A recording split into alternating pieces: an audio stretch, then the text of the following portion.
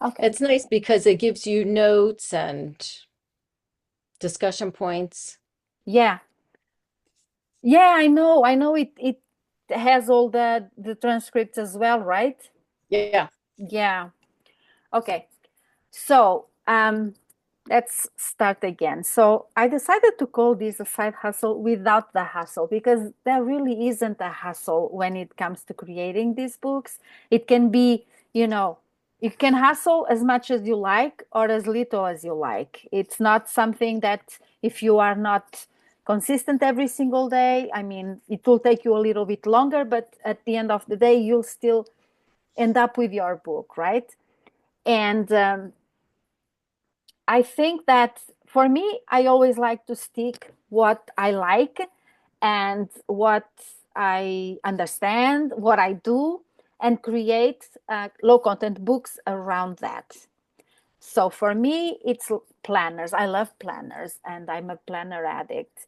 So I always buy everybody's planners and then I figure out what I like from one to from each one. And I try to create my own that is going to really answer what I need. It's going to give me, I don't know, what I really need in a planner. And also I get the chance to every year do a different one. For me, that's what lights me up. It's really my planners and then I like workbooks. And I have planners for coaches, for example, where they can track their hours, their coaching hours, or if they are getting a certification where they can track the hours that they are like, what do you call them? The hours you need to get your certification.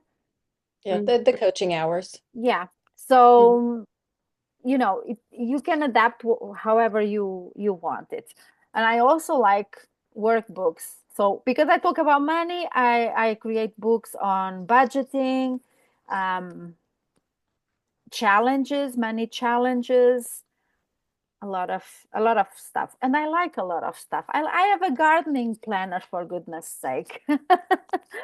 um, so all of that to say that there is no theme that is out of your reach if you really want to do it. Now, where that plays a role is whether there is a demand for it or not, if there's a lot of people creating the same kind of books or not. And with the planners, there are a lot of people creating planners. So it's a little bit more difficult and not difficult, but you have to really position yourself in a way that you are reaching people, very specific niches or very specific people that are looking for a planner. Okay. um, so that's kind of what I also want to teach you or explain to you, how to search these niches, how to search which books to create. And you really don't need to have anything paid.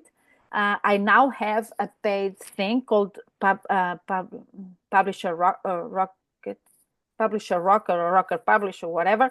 But you don't even need that.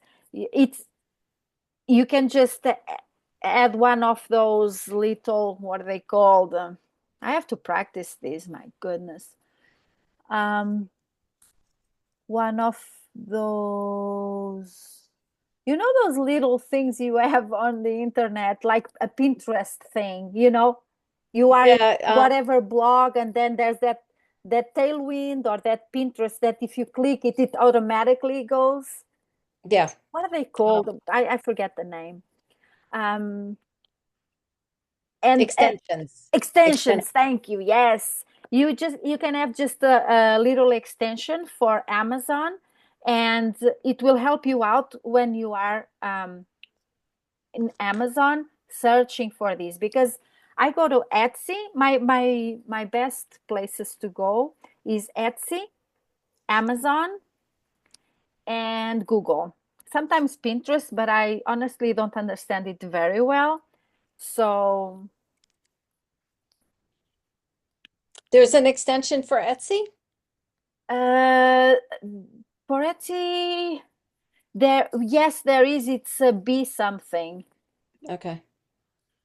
Um, I will send you like a little checklist with all the links and stuff that you can go and add the extensions if you want. Checklist. Okay. For Amazon and all those that I use, they are not paid, they're free, so you can add them. Also, when you go and do your research, it's a good idea to go incognito, okay? Because that way, Amazon is not tracking your coordinates, so that it won't be showing you things that you might have researched before or whatever. Um, I always forget to do that, really? to go incognito. Yeah. I mean, they say that it shows you the. Honestly, I always do it incognito anyway because when I search something to buy, it's always on my phone. That's where I have my account, and I don't have it on my laptop. So yeah, so for me that works. Um, and what else do I need to tell you? So that's kind of how I research it, and I What research. about, Yeah, I'm sorry, I didn't mean to interrupt it. no, go. Chat GPT. Do you Mm. use Chat GPT I at all to do. search? I do use ChatGPT, um, but I usually use it for the after I've done a little bit of research and see what's out there. For example, if I'm researching a planner, right? A planner for coaches. Let's say I look on Amazon and I search, I see what's out there, the names, the characteristics. I go and I pick some um, the vocabulary they're using and all of that, and then I'll go into ChatGPT and I will expand on it and see, okay, this is what's out there. How can I make it better? How can I make it more efficient? Whatever I'm looking for. That's how I'm using it right now. Um, and then I mostly do the work myself because now you have to tell Amazon if ChatGPT created it for you or not, if AI created it for you or not. Okay. Now, I don't know what happens if AI created it for you because I've never published anything created by AI. You can use the ideas, you can ask it to write, but you do need to change the language. That's what I do so that I don't have to say that AI created it for me. Okay. Also, when we use AI, it's a good idea for titles and stuff to go and see if there's anything out there with the same titles, because probably with Ruby that doesn't happen because it's more, but with ChatGPT, it sometimes gives you names that are already out there that have copyright and that are registered. So it's not a good idea to mess with all of that. That's so I always go to Google and check if there's anything with the same name, um, because in Amazon, if a planner has the same name, it's not a big deal, because usually it's not copyright. Like if it's a common name, uh, Yeah. you won't have problems with that. Um, but I will explore also AI on the research phase just to see what I can come up with. Okay, so that's mainly what I do. And then when I go in there, when I go to Amazon, for example, I do incognito again. I have my extensions open and I search for, let's say it's a planner for moms or a health planner. Let's say it's a health planner. I start planner and I start with the A, like to see what comes up. Because for me, I know that ADHD comes up a lot, planners for ADHD people, for teenagers, There's a lot of things out there, and then you just check them. And for example, if you are creating a health planner for, I don't know, a woman, maybe while you are doing your research, for general woman it might be saturated, but you find that for girls like 18-year-olds or something, there's a niche there. Or for someone, for a woman, a health planner that is someone who is struggling with, I don't know, menopause, that comes to mind now very often. uh, yeah, and those are niches. Those are um, the groups you should be creating products for. Okay. And you said you do that in Google or in Amazon? I do that on in Amazon. In Amazon. Yes. Um, what I do it in on Etsy as well, but they don't really have, they have like more digital planners, or and Mm. I can, sometimes I look to see if I like the format or not, because it's different. It's not, you can use most of the things you buy. Oh yeah, and then I needed to talk about that. So there's also some sites where you can go, like Creative Fabrica, or there's another one that's very well known, and I can't remember the name. Don't use it, but I will send you a list. Um, for okay, so and here this is paid, but I think you have like 10 items you can get for free, so you can take advantage of that if you want to look. Although honestly, it's really not worth it. And what it is, it's the um, like a planner, the inserts of a planner, or the inside of a planner already created. Okay, and most of them you can work with in Canva and make it your own, personalize it, change stuff. Okay, and I would advise you to, yeah, and they come with all the rights, so all printing rights, print on demand rights, so you have the licenses and everything to use it on KDP. But don't trust those interiors, because they are full of mistakes, spelling mistakes, and everybody's kind, I've seen the people just publish them like that, and then they're all kind of the same. That's not really the point. So, and you when you start, you'll see that it doesn't come naturally, and you're going to be second guessing yourself all the time. But this is truly, practice makes perfect. So as you keep going, and the more books you publish, the more confident you get, and it comes easier as well. And also for me, I always publish the same planner or book or workbook or whatever, with 4 or 5 different covers. So the interior is exactly the same, but I change the covers and I change the names, just to see if it makes a difference with the sales. And it does make a difference. For example, uh, I've sold coaching planners that are completely masculine, with a masculine cover, and they're exactly the same as the pink ones or the square, the checkered ones. And those don't sell as well, or don't sell at all. Okay. And that's another thing. When you start publishing, it's not going to happen if you don't do anything about it. Okay, if you don't tell people, if you don't do the A+ content, and we'll do that together as well. um it's important to do that, because they are going to show your stuff to other people. Okay. um and also for me, what works, what drives traffic to Amazon, is my Pinterest. So I have people, I usually only do it like once a week. I do my Pinterest with 5 pins, all driving traffic to my planners or my books, whatever I want to showcase in that time, in that week.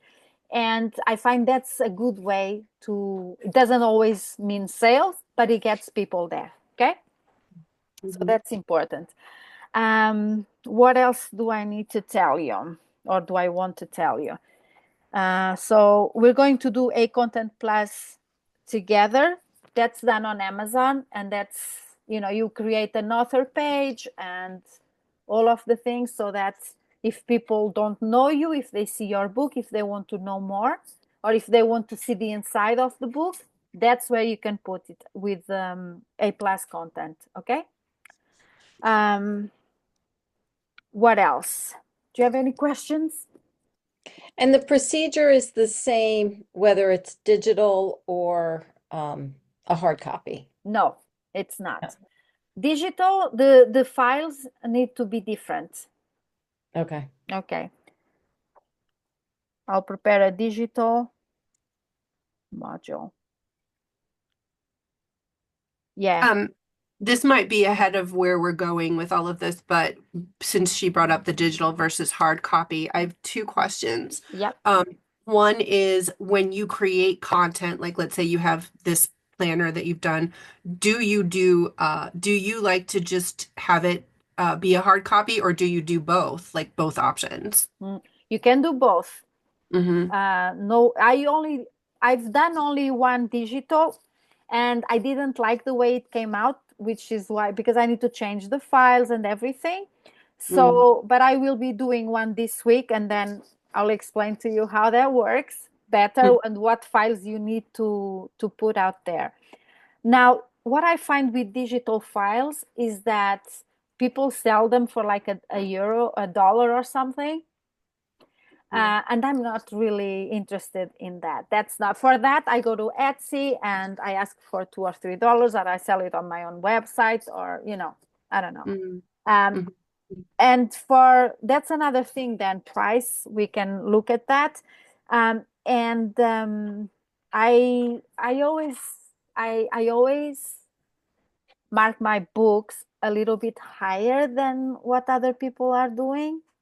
um, and I don't think it's been hurting me. I don't know. Maybe if it was $1 less, I could make more money. I have no idea, but I'm happy with where that's at. So I'm gonna keep doing that, because it's a lot of work, and if and and this is just how my mind works. If I see a planner that is a lot cheaper than mine, I'm gonna question, like, did they just go to like Creative Fabric and just print it like that?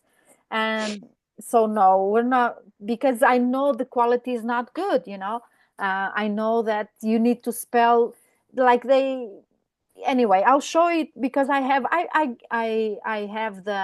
the year membership with them, Mm-hmm. so I get all the stuff that I want from there. So I'm gonna go and grab a few things, and I'll show you what I mean when I say it's really not good.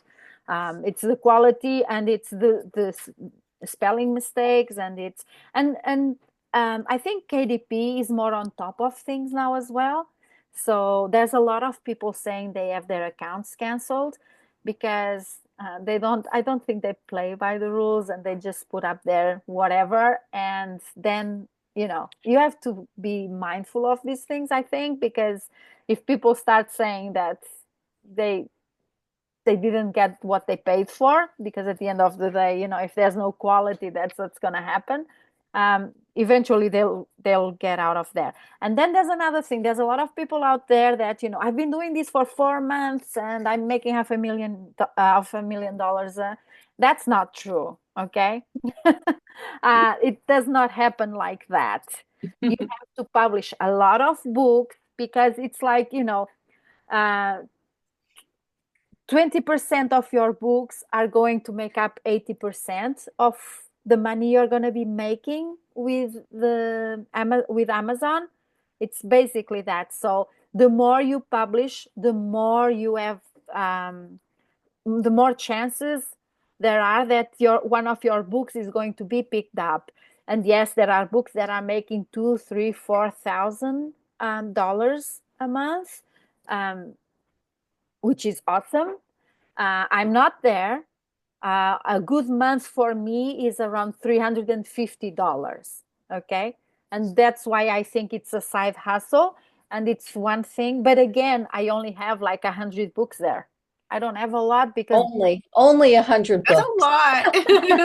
Yeah. well, but I've been doing it a long time. And I know that when I publish and when I'm on top of things, those are my best months when there's movement in my account. So I think that Amazon actually takes into account if you are there or not. You know what I mean? Like if they see there's movement, there's books are being published, I think they put it more in front of people. So I don't know, but I feel that when I'm on top of it, when I publish more, like if I publish twice a month, the next month I'm sure to have made more sales, which is crazy. I don't know how that works, but that's what I see. Um, and then for me, like I sometimes give books away and I sometimes recommend and sometimes I send it on my email list. So that's kind of how I do my own marketing. With my books. Uh, but that's not to say that you can publish coloring books for adults, for children. You can do whatever you want. There's really no limits. And then there's another thing we're going to see later on. It's about the categories. And I'm even going to start. I love the research part, actually. I love looking for the keywords. I love, all of that stuff. And people don't like doing it. Norma absolutely hates doing that bit. I'm thinking I'm going to create like, an offer and just do that for people Yeah, because I seriously. really, I really enjoy doing that part. I enjoy going to all the places and then with my publisher Rocket or whatever that is called and look at the keywords. And for example, for the longest time, self-help or self-development was really, really high, and now it's falling. And then during the year, you can see uh, the money topics are really, really strong from October until January, and then they fall, and I get excited about all of that, and I get excited going on there and changing stuff. Um, so that's one of the things that we it helps if you know if what's going on, right? Um, So Sarah, I have a workbook idea for you. okay. So I bought one when we were on vacation. It's a money planner for kids to help them manage their money. That's a good idea. Yes. Yeah, I actually bought two of them for my niece and nephew. Okay. Yeah, if I can if I'll see my nephew, so I'll take pictures of it and I can send it to you. Okay, thanks. Yeah. Yeah, Money because planner for that's kids. where you got to start is with the kids, right? Exactly. Yes, that's absolutely right. Um, so yeah, you see, and then again, for example, if you are comfortable or if you have the time, that's maybe the best strategy. If you have the time, you just look at what's going on around you Mm. in the news. What are people talking about? Like I've sold a few gardening planners because it's the time that people are talking about their gardens. So I go into Pinterest and I just talk about my gardening planners, and I sold a few because of that, right? Because it's the time. And then in the dead of summer, I'm not selling gardening planners. And then, for example, I have dated planners and I have undated planners. And so the garden planners, they're undated so that they can be sold anytime. And I don't have to be on top of that because my other planners, it's a lot more work and they are dated. So if I don't sell planners until February, then I'm not going to sell them, right? So that's basically what happens, and all these things is what you have take into consideration when you are creating a book. So if you are creating a, a mindset book for people that want to go on a health journey, for example, um, to work on their mindsets, questions about, and those are prompts that you can absolutely get from AI. Why, what's your relationship with food, or whatever it is, or how are you feeling? And these always do well when they have trackers in there, because people can start to really monitor their own health, and then that's going to help me, and then have something else after that book, that workbook for people to buy. That's a good strategy as well, I find.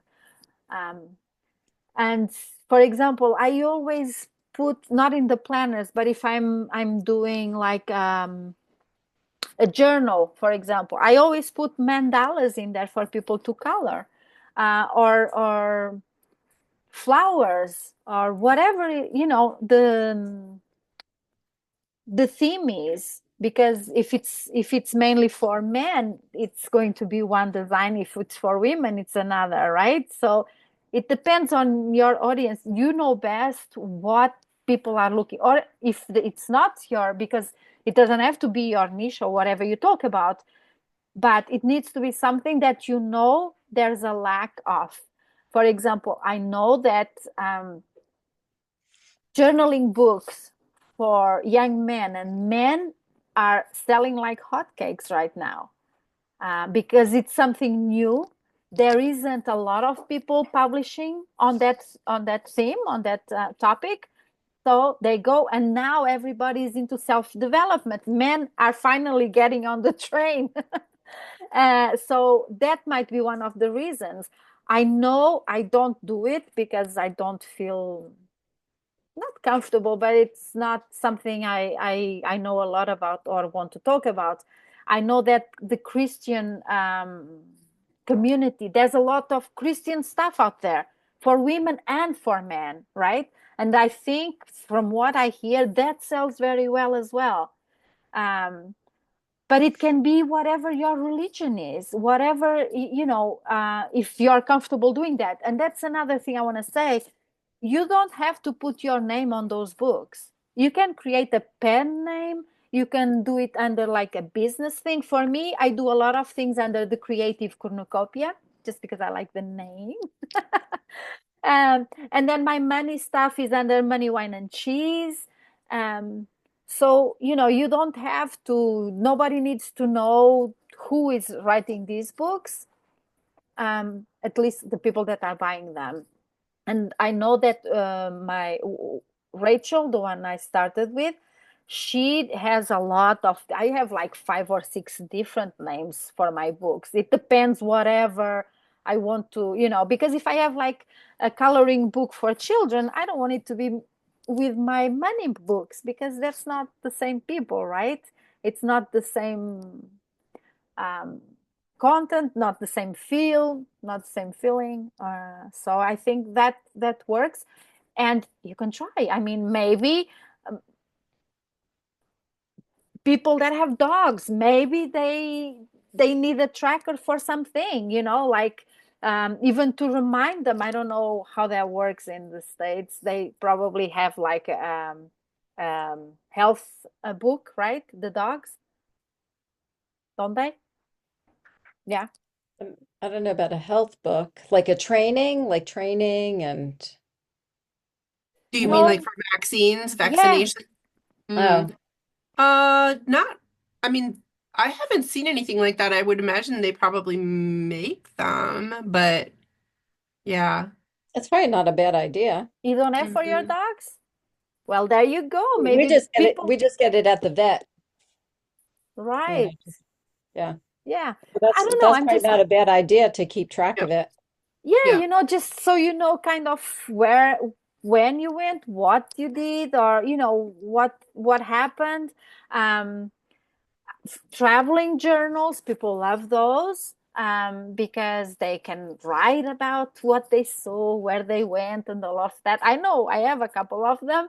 But I just like them. They're really nice, and I don't want to write in them because I don't know if that's going to be my best trip yet. So we're just keeping it for the special one. Um, there's a lot of things that you can do. You can just do a mandala book with a lot of coloring in there, or with some affirmations that people read when they are coloring their books. Whatever your goal is, there is a market for it. And you don't have to choose if you like a lot of things, because I find that's our problem as entrepreneurs. We like a lot of different things, and that's why we are entrepreneurs, why we don't want to have a boss. Um, so it can be anything, literally anything. I have a plan, not a planner, like oh, it's a date. I know. It's a date keeper, like you write your birthdays and all of that. And I have one that has cats on the cover, and that sells like, and I literally say like cat lover, in the thing, and that sells more than any of the other covers. So there is a market for everything. Nice. Yeah. Do you have any questions or anything? I actually did have a question, and again, this may be like jumping ahead, but when you were talking about kind of like marketing Mm-hmm. to people, like telling people about it and things like that, I was wondering, have either of you printed hard copies for yourself so that you can like in the real world be like, this is what I'm doing, and either sell them directly to people or just have them as examples to show people, like for example, if I was to do farmers market or like health fairs or things like that, and I would want hard copies for people to just impulsively grab, is that something that you can do with this method for yourself? Is it? Yes. Mm-hmm. Yes, Okay. a lot of people, especially the people that write like romances or whatever, because you can Mm-hmm. also publish that on Amazon, but it's no longer a low content, it's just a normal book, and you can be your own self-publish your book there as well. Mm-hmm. And yes, a lot of people order like a lot of copies so that they can sell. The only thing that you have to do is to have your own barcode. You know, at the back of the books, there's a barcode. Mm-hmm. Yeah. And if you publish low content, you don't have to have your own, but you can only sell it on Amazon. Mm-hmm. If you want to sell it somewhere else, or have them just serve as your printing because it's cheaper than some other place, you need to buy your own barcodes. I think 10 barcodes go for around $80. Last Mm-hmm. time I checked anyway, that was kind of how much, but I can check on it as well.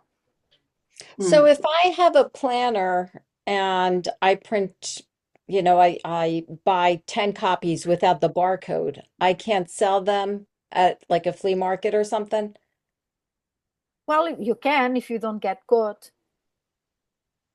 You know what I mean? Like if you want, well, 10, I don't think it would be a problem, but if like you are using them mostly as a printing place, Oh, okay. then you might get in trouble with Amazon for that. Okay. So it's probably a good idea to always put a barcode on your Yeah, books. especially if you know that you have the opportunity, or that to sell it somewhere else. Yeah. Mm-hmm.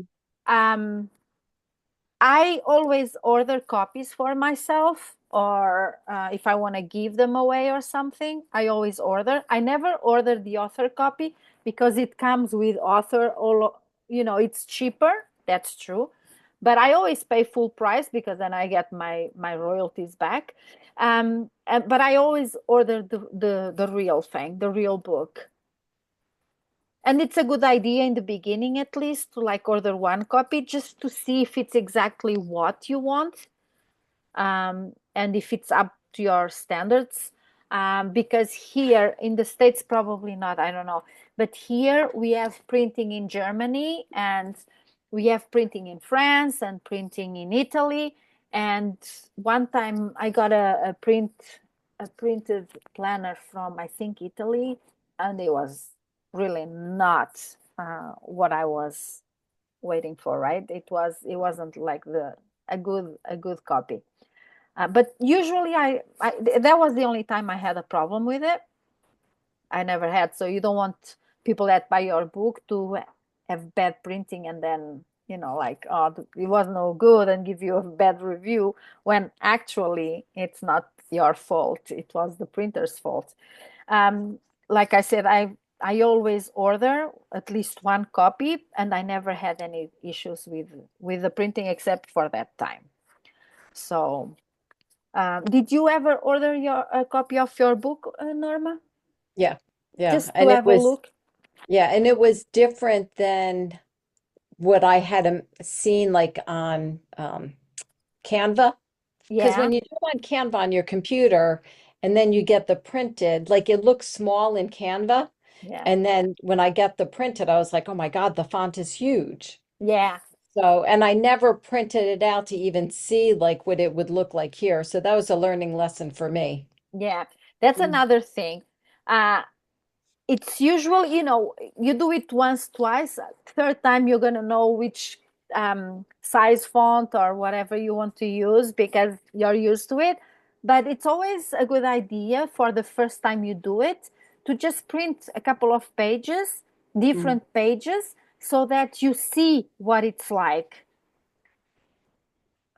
And then you also, for example, I have my budget planners are usually five, no, 6 9, 6 by 9. I think that's it. And like my planner is 8.5 by 11 or by 10 or whatever. So, there's a lot of sizes we can choose from. Um, I also always make one that is in color for myself because I want mine to be pink inside, but it's a lot more expensive. So I always have the same thing in black and white and in color, and people can choose because there's a really big difference in price. But mine is Mhm. like gold and pink inside and all of that, and I just want it for me that way. Do you, in terms of analytics, do you notice that people are buying the color? No, no, No. no, no, because it's a really big difference in price. I think Yeah. that's the reason. Um, because I usually even put a less margin for me when I do the color one because I know it's not even gonna sell because it's like I want to say $8 or $10 difference one to the other. So if you're selling one for 16, like the black, it's a big one, so $16. A colored one is gonna be like 24. Yeah. See, that's where like I would like the digital, Yeah, right? Because then you yeah. see it in color. So if you were to just do black and white, when you create it in Canva, you should just use black and white in Canva. That's what I do because that gives me an idea of what it looks like. But you Yeah. don't have to because when you upload it, they're going to ask you what kind of paper you want, cream or white, if you want it to be colored or not. And they will automatically do all the changes for you. Like they will just put it in black and white. And then you also can choose the cover. And unless it's like a cooking book or something, I choose the glossy one because you kind of can wipe it. But if not, I don't even choose the glossy cover. Right. I choose a matte one. I think it's really nice for a book. So Hmm. yeah, Yeah. and the covers are color. So the cover you can color and do whatever you want. It's the interior that is more expensive if it's colored or not. Yeah. Mhm. Thanks. Yeah, I just didn't know if you did it in color in Canva, Hmm. if when it translates to black and white, it It kind of does. like changes. Yeah, for example, my planner this year is gold. So the gold in black and white is really light, so you hardly see it.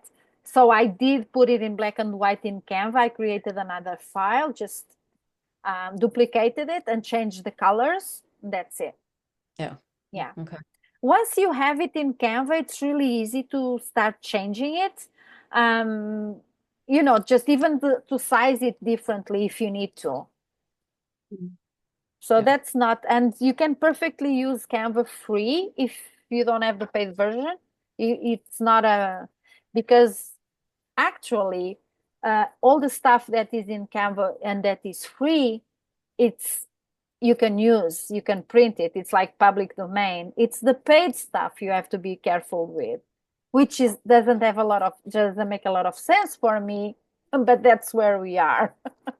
Oh, I thought Oh, it was the opposite. I thought from Mm, like if you did the free, yeah. it doesn't have the license to No, use like some of the content in there versus if apparently.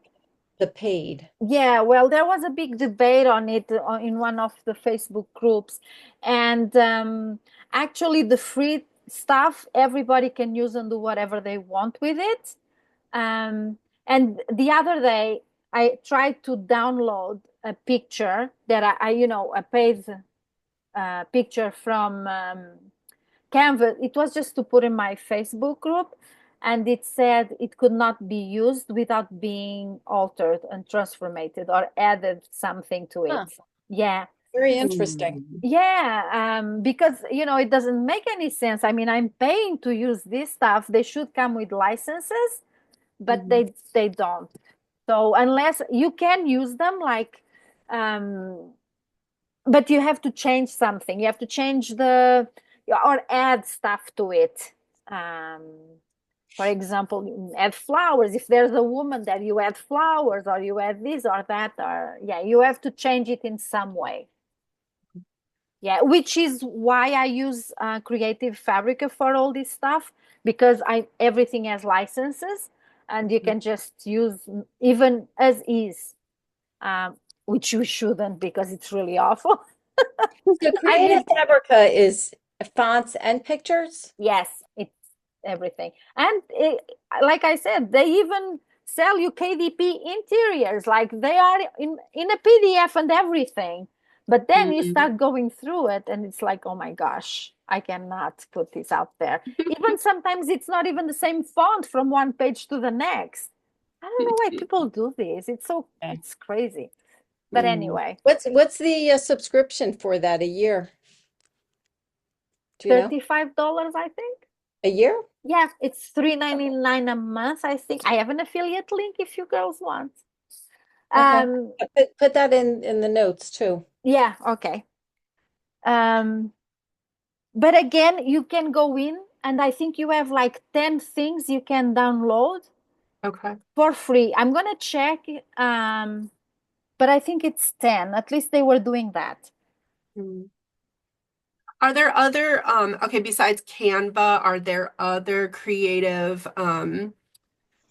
I don't know if you call it applications or software or whatever, Programs. Yeah. yeah, that you like, or is Canva really the standout, the main one? No, if you are a designer or if you know anything about designing, Hmm. I think the Adobe is a good one. Hmm. But I'm not a designer. I know nothing about it, and I just I don't. think is it Adobe InDesign? I think that's Yes, what it's called. Yeah. yes, Adobe InDesign, but it's Yeah. very expensive, and I don't know anything about it. So yeah, I I'm gonna stay away. confess that I actually, kind of against my will, have a monthly subscription to Adobe. I wasn't happy with the limited amount of photo editing that I could do in Canva, and so I Oh, ended you up have Photoshop? yeah, so I ended up getting locked into and if you cancel uh you have to pay like a cancellation fee if you cancel before the end. So I'm locked in for the year basically, Yeah, unless I want to pay like money to but get the yes, yes, contract. But I haven't explored the InDesign, and so I guess I'll have to look because I'm already paying for it. I'll have to yeah, like look and see what that's I think about. it, but I think it's an an add-on, additional, an add-on. I yes. have Creative Suite, so I should have all of All the it, things. but I'll have to look and Maybe. see. Yeah. Okay, look and see. And if you don't like it or if you don't want, I also got logged into it because I wanted to try the design program, Mm. and then I wanted to get out of it because it's so complicated. It was so complicated, and I thought I don't need this shit. So I just, I went. I tried to cancel and they said I had to pay like almost the full thing until the end. And then I Hmm. thought, well, um, I'm not using this anymore. So they lowered it to the lowest um, monthly fee that they had. And I Hmm. just did the lowest until the end. So I didn't have to pay for Mm. the whole thing because I was not Yeah, using it. So gotcha. that might be one way to kind of get out of it, Get at out least of not to it. Thanks spend for as that much tip. money. No, Yeah. at least not. Yeah. So here they did that. Um, Yeah. so I don't Okay. know. I'll look into that then. That's a good tip. Yeah. So yeah, so you can use Adobe is a good one, and there's another one. I know there's another one. I'll look into it for you. Hmm. Um, okay, InDesign, other design tools. I Hmm. used InDesign when I was creating case report forms for pharma. It's very complicated Mm. and it was very expensive. And this was like 20 years ago. Mm. Hmm. No, that it's very, again, they do amazing things in it, Yeah. but it's for me, I mean, there was a learning curve, and Canva just makes it so easy, and it's free if you don't pay for it. So Yeah. yeah, I just didn't want to have to learn something else. I was just like, no, we're not doing this. But you're Um, also a pro at Canva. no, but I use it so much that I end up figuring it out. I think it's very user friendly, especially for someone who doesn't have a design background. I Yeah. might actually just learn that. Why don't I do a course on that, But right? I was just going to say that's your next course is Canva, navigating Canva. Oh, yeah, right. I'm not that good, really. I'm not. Yes, you are. And I forget. It has so many things that you can do now, but I constantly forget. If I don't do it very often, I forget about it. Um, okay, so that's that for our books. So you have a mission. Your mission is to figure out what we're going to create, because we'll have a book published by the end of this. Woohoo! Yeah, That's exciting. that's the goal. So think about I it. like Think it. about topics, about what you'd like or what you think you'd like or what you think is needed out there. Do you know one of the things that sells really, really, really well on Amazon? It's a tracker for truck drivers. It's For just what? yeah, it's a blank page with a date and a local, I suppose, where they're going to leave material or pick up material. I have no idea. And the time they were driving the truck, Wow. That's interesting. So like a logbook like almost. a logbook, Yeah. a real simple logbook. Right, right. I mean, that does nothing for my creative juices, so I'm not even going there. But if making money is the thing, maybe there's, Yeah. I don't know, Victoria, maybe you need to keep a track of your tips. I don't That's what I know. just was gonna say. There That you just came in go. my brain. Like, oh yeah. Keep track of Yeah. what? Check the for tips. tipped employees that Oh keep yeah. track of their tips. Yeah, Yeah. because they don't all get, kept track of. I do. I actually have an app that I use that I Yeah. know exactly what I do, but like for a lot of people, they just don't. They don't. So that would be something.